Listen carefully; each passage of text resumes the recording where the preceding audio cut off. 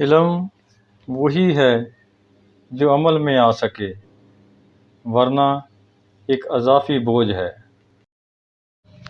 ہر رشتے کی قدر کیجیے اور خوب کیجیے، کیونکہ ایک ایک کر کے سب نے چلے جانا ہے اور پیچھے بس حسرتیں اور یادیں رہ جاتی ہیں۔ سب سے بڑا وظیفہ یہی ہے کہ غیبت چھوڑ دیں، دوسروں کی برائیاں پکڑنا چھوڑ دیں، دوسروں کا تذکرہ کرنا چھوڑ دیں، پھر تھوڑا سا عمل بھی تمہیں بہت نفع دے گا۔ زندگی میں کوئی ملاقات بھی فضول نہیں ہوتی۔ ہر انسان جس سے آپ ملتے ہیں وہ یا تو آپ کی آزمائش ہوتا ہے یا سزا ہوتا ہے، یا پھر آسمانی تحفہ ہوتا ہے۔ انسان ایک عظیم مخلوق ہے، اس میں بہت طاقت ہے۔ اسے تو ساری دنیا کو سنبھالنا ہے اور وہ اپنے آپ کو ہی نہیں سنبھال پائے۔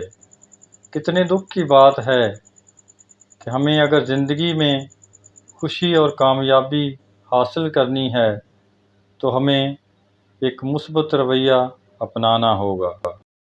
اتنی بڑی کائنات کے چھوٹے سے سیارے پہ صرف چند سالوں کے لیے آیا ہوا انسان کیسے سمجھ لیتا ہے کہ میں ہی سب کچھ ہوں؟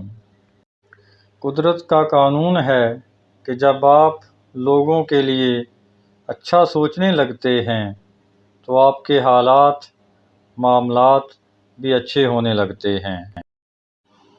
ہر شخص کی اپنی کہانی ہوتی ہے، وہ ایسا کیوں ہے، اس کی بھی کچھ نہ کچھ وجہ ہوتی ہے۔ اس لیے ضروری ہے کہ کسی کو پرکھنے سے پہلے اس کے حالات کا مکمل جائزہ لیا جائے۔ جب آپ مجھ میں کوئی عیب دیکھیں تو وہ مجھ سے کہیں، کسی اور سے نہیں۔ مجھ سے کہیں گے تو نصیحت کہلائے گی اور اجر لکھا جائے گا، اگر کسی اور سے کہیں گے تو غیبت کہلائے گی اور گناہ لکھا جائے گا۔ ترقی خوبصورت اثاثوں کا نام نہیں، بلکہ خوبصورت احساس کا نام ہے۔ رسول اللہ صلی اللہ علیہ وآلہ وسلم نے ارشاد فرمایا، کسی بندے کا ایمان اس وقت تک درست نہیں ہو سکتا جب تک اس کا دل سیدھا نہ ہو جائے، اور دل اس وقت تک سیدھا نہیں ہو سکتا جب تک کہ اس کی زبان درست نہ ہو جائے۔ خوش اخلاقی ایک ایسی خوشبو ہے جو میلوں دور سے محسوس کی جا سکتی ہے۔ علم کیا ہے؟